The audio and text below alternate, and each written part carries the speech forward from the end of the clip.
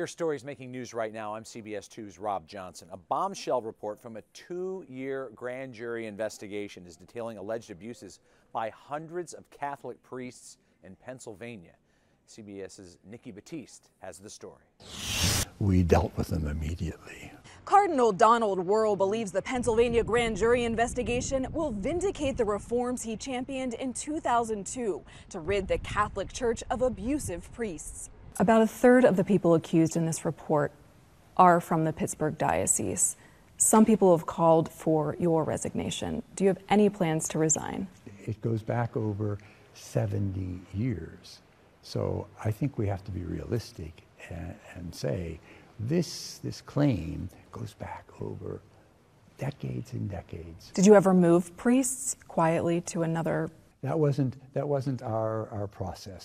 In 2007, after Wuerl became Archbishop of Washington, the Pittsburgh diocese he led agreed to pay $1.25 million to settle lawsuits filed by 35 abuse survivors. How does it feel knowing children were sexually abused at the hands of priests under your watch?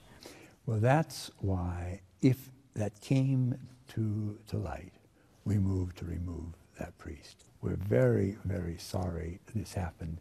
And that's why we've taken the steps to see that it doesn't go on. What are the steps? Because I think a lot of victims will say, we've heard this before, almost more than a decade ago. And now we have that charter in place, which provides for all kinds of background checks. Last month, the man Wuerl succeeded in Washington, Theodore McCarrick, was suspended by Pope Francis after accusations he sexually abused altar boys and adult seminarians decades ago. Were you aware of the rumors McCarrick was having relationships with other priests? No.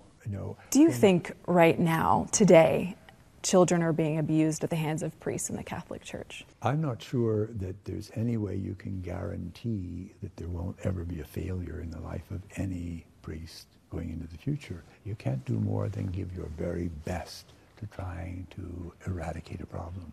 The Pittsburgh diocese and the 5 others under investigation have already received the grand jury report, but Cardinal Wuerl tells us he has not. Several survivors have come here to Harrisburg for the report's public release today.